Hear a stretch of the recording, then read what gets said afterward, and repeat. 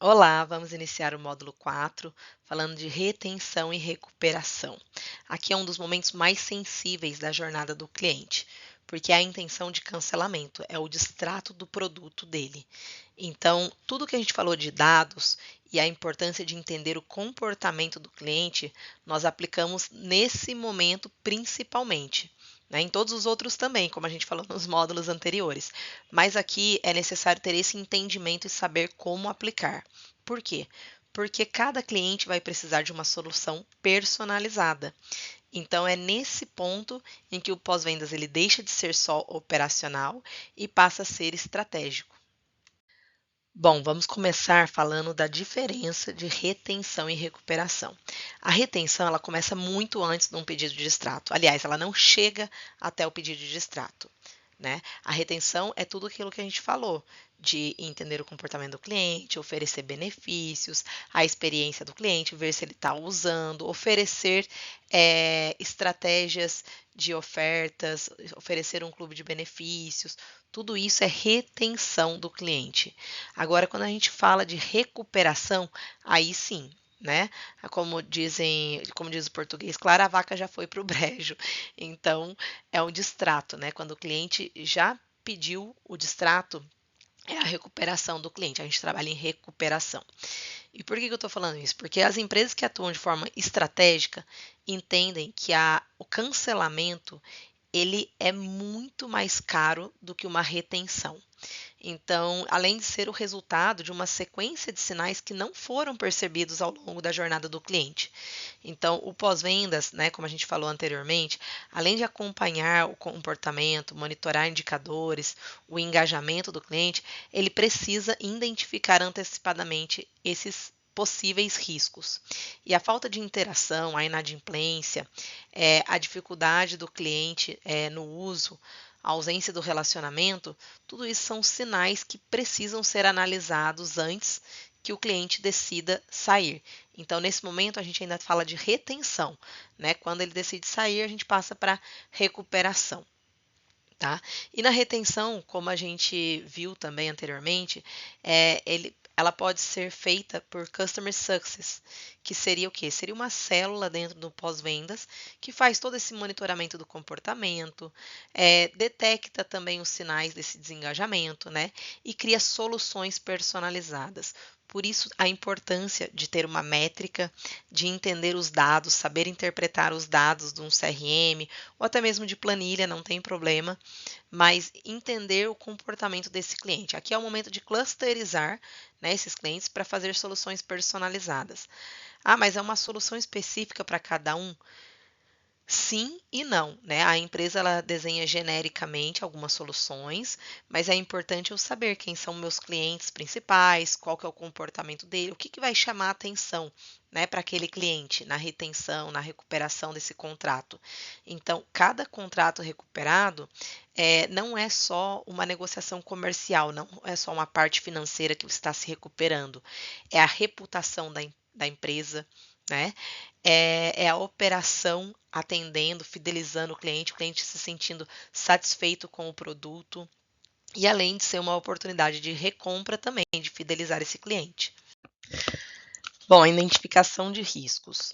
A área de Customer Success é uma célula que pode atuar justamente identificando esses sinais antecipadamente para reduzir o churn, né, que seria o cancelamento de contratos, e a inadimplência, esse desgaste da carteira. Então, os principais indicadores de risco que podem ser analisados, né, de cancelamento, seria o baixo uso do benefício, quando o cliente não utiliza o clube, não reserva hospedagem, não ativa benefícios, ou sequer acessa a plataforma após a compra, né? Se eu não fiz nenhuma ação para ativar qualquer item desse, então a falta de onboarding, por exemplo, né, pode causar todos esses riscos. Então o cliente ele não entende como usar o produto e aí ele tem com certeza a maior probabilidade de cancelar nos primeiros meses, principalmente. Essa queda que acontece no engajamento, no meio do relacionamento com o cliente, né? Ou até mesmo pouca interação com os canais da empresa, no Instagram, enfim, LinkedIn, né? Ou site também. Então você consegue, se você tem um login ali, você consegue medir quantas vezes ele entra, o quanto ele acessa, a não abertura de e-mails e o não atendimento do pós-vendas. Tudo isso pode ser medido através de um time de Customer Success, tá? E o que o Customer Success pode fazer, né, para ajudar, para identificar esses riscos e atuar neles? Então, ele pode, por exemplo, configurar alertas automáticos no CRM, manter esse relacionamento mais voltado para sucesso do cliente, né? Prevenir esses atrasos, prevenir a queda no uso, ajudar o cliente a usar mais, seria esse o foco do Customer Success. Então, se o cliente atrasou logo nas primeiras parcelas, né, é um indicador fortíssimo de um possível distrato, então a gente já entende que o perfil financeiro dele está incompatível com o produto, né, tem que ajustar alguma coisa e o time entra em ação com esse cliente. Né? Clientes que compraram por impulso também, que não têm a capacidade financeira, né? Outro risco que o Customer Success pode identificar é o NPS baixo, então quem cuida dessa parte, né, seria o time de Customer Success também. Quando o cliente está insatisfeito, ele tende a dar uma nota baixa. Então, isso é uma forma de você monitorar, né? E aí você pode clusterizar também, baixo risco, médio risco e alto risco. Então, você define ações para baixo risco, que seria apenas monitorar esses clientes, define ações preventivas, que é o médio risco, e define ações imediatas para alto risco.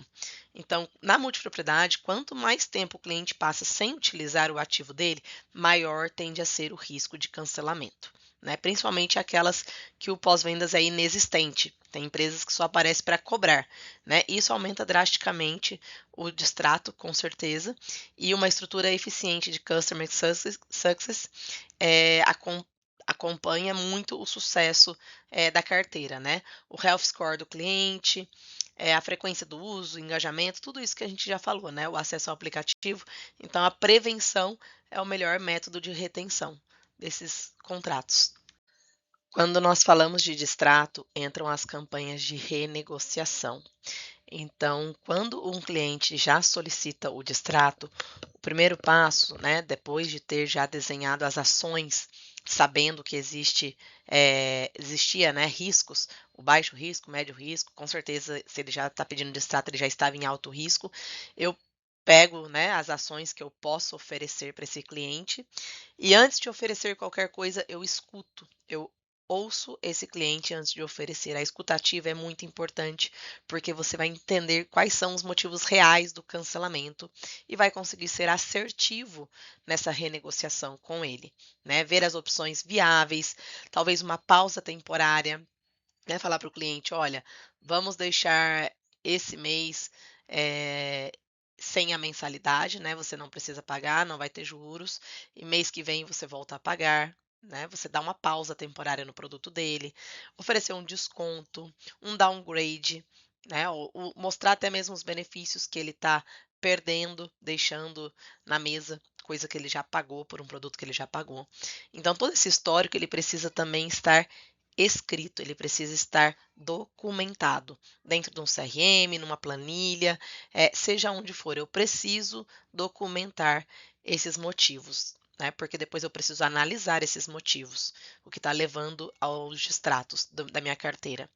Então, trabalhar sempre com metas de reversão mensais e, claro, reconhecer os bons resultados, oferecendo aí um comissionamento, oferecendo um bônus, né, com metas factíveis para reversão de distrato, renegociação. E toda proposta é muito importante ter isso já combinado, né, reunido com a área financeira e jurídica, porque todo distrato é um risco para a empresa. Uma ferramenta bem bacana para você fidelizar os seus clientes é o programa de fidelidade. Ah, eu preciso ter uma plataforma específica? Pode contratar, pode fazer o próprio programa, a gente também ajuda a fazer o programa de fidelização. E fidelização também é reconquistar, nem sempre é só para os clientes que já estão na base. Você pode fazer uma renegociação e oferecer um programa de fidelidade. E criar benefícios que os clientes possam querer mais daquele benefício, né? Engajar o cliente. Então, aquele cliente que tem um contrato ativo e paga em dia, eu posso oferecer X, Y, Z de benefícios. Eu preciso ter isso bem organizado antes, processo, né? Organização e processo em todas as etapas aqui quando a gente fala de criar programa de fidelidade, quando a gente fala de extrato, né, tudo a gente precisa clusterizar. Por quê? Porque a gente precisa ter a visão para entender. Sem a gente enxergar, a gente não consegue desenhar produtos e ações tangíveis, né, que façam efeitos também, que seja eficiente. Então aqui tem alguns exemplos, né, upgrade de categoria, bônus de uso, desenvolver programa de reconhecimento por tempo de relacionamento. Esse é bem bacana porque os clientes que ficam precisam ser valorizados. Muitas vezes eles são esquecidos. Ele paga em dia, ele usa o produto e eu esqueço desse cliente. Eu preciso valorizar quem permanece, porque é ele que mantém o meu caixa forte. E toda jornada de retenção, né, de cancelamento do cliente, eu preciso manter uma comunicação empática. A forma de comunicar também define o resultado. Então, eu sempre costumo dizer que a padronização da comunicação, acho que eu já falei isso até acho que foi no módulo 1 ou no módulo 2, né? Ele muda tudo, muda o direcionamento da negociação, muda como o cliente enxerga a empresa. Então, utilizar a escuta ativa e uma linguagem empática muda completamente o rumo da jornada desse cliente também, né? A gente pode até ter um script como guia, como norte, mas tratar cada caso de forma humana, né? Registrar sempre os motivos, os encaminhamentos, para quem eu estou encaminhando, o que eu estou fazendo, deixar claro para o cliente.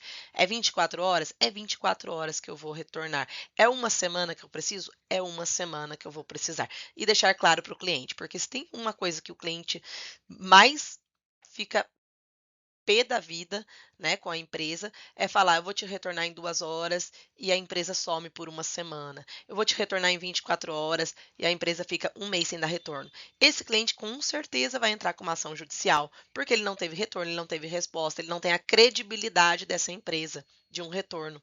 Então, por isso que a comunicação empática, definir, né, os prazos bem para o cliente faz toda a diferença, né? Encerrar com o cliente sempre com uma ação concreta, né? Proposta, retorno, benefício, mostrando para ele que a empresa vale a pena, ou seja, vale a pena o seu produto, vale a pena você ficar com a gente. E sempre manter um encerramento positivo, né? Se foi feito um distrato, eu também posso fazer uma avaliação desse distrato.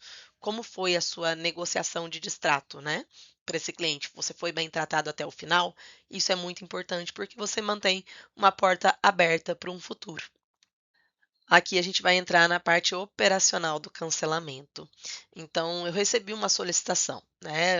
Já aconteceu o distrato, já não fiz nenhuma prevenção e o cliente quer cancelar. O que eu faço com essa solicitação?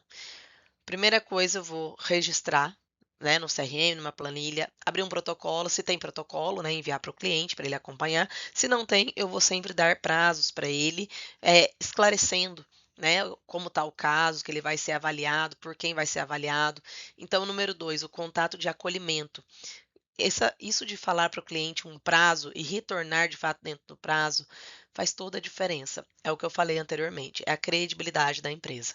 Então, escutar atentamente o que ele, né, o que realmente chateou ele, por que ele está fazendo esse distrato, classificar o motivo, né, se foi financeira, insatisfação, dificuldade com o uso, porque depois é importante para a empresa analisar e melhorar, né, o ponto que ela está falhando com o cliente quando é da empresa, né, a falha.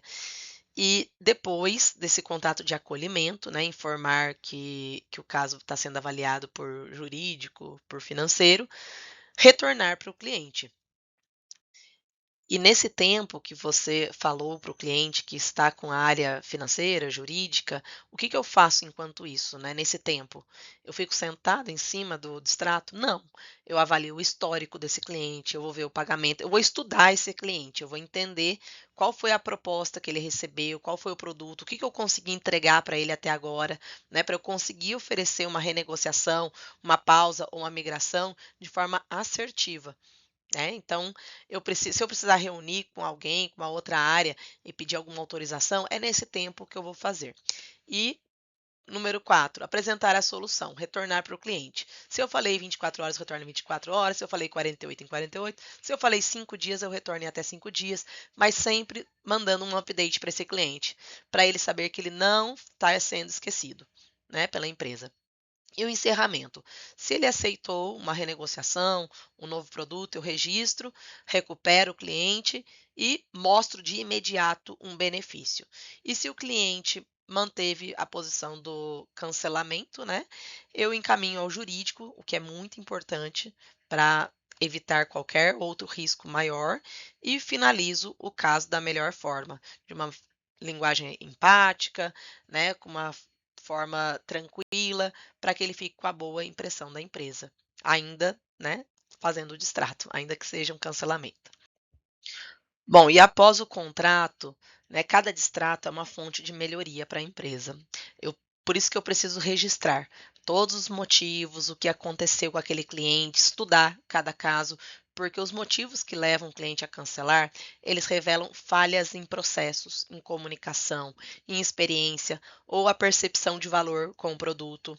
E todos esses feedbacks são valiosíssimos para transformar em ações concretas para reduzir a recorrência desses problemas, fortalecer a retenção, né? A gente consegue ter uma visão melhor do que está acontecendo, por que tantos clientes estão cancelando por motivo X, Y, Z. Então, até mesmo quando o cliente distrata, é importante fazer a pesquisa de satisfação, né? Atualizar relatórios, colocar os principais motivos de distrato, quais são os indicadores, né? E compartilhar os aprendizados com todas as áreas, porque muitas vezes não é um problema único, envolve todas as áreas e todas as áreas podem também colaborar para promover melhorias contínuas para o negócio. As empresas, elas aprendem que cada cancelamento vai construir uma operação muito mais eficiente, clientes mais satisfeitos e carteiras mais saudáveis. Então, é um aprendizado contínuo esses cancelamentos.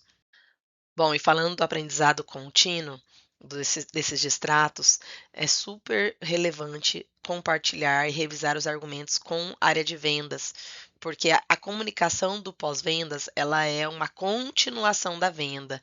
Então, dessa estrutura de produtos ou benefícios, o que está sendo falado precisa coincidir. Né? E cada cancelamento traz informações valiosas sobre as expectativas não atendidas, esses pontos de atritos e oportunidades de melhoria, como a gente falou. Então, esse cliente, ele que distrata, ele pode ensinar tanto quanto um cliente fiel, né? Eu falo sempre que o cliente cancela até ensina mais, que é onde a gente vê as nossas falhas, né, nos processos da empresa. Então, por isso é importante registrar, analisar e agir direto com esse cliente, porque esse é o ciclo de evolução de qualquer negócio. E concluindo aqui o módulo 4, então nós falamos do distrato, retenção, que combina empatia, agilidade, mais dados, entender o motivo real do cliente, oferecer uma solução assertiva, acompanhar esses resultados. Nós voltamos a falar de dados, porque nem toda decisão é só intuição, né? Aliás, nenhuma decisão, mas eu sei que muita gente vai muito pela intuição, mas a intuição é uma pequena parte dela, e os dados, os números revelam o problema real do negócio. Então, cada cliente recuperado fortalece o propósito, a autoridade, a credibilidade da empresa. A retenção ela é muito mais do que evitar perdas, né? É reconstruir confiança. E não existe empresa que não dá problema, não existe um produto perfeito. A diferença está como a empresa está preparada, né? E o tempo com que ela vai resolver esse problema com o cliente. Bom, a gente finaliza aqui e até a próxima.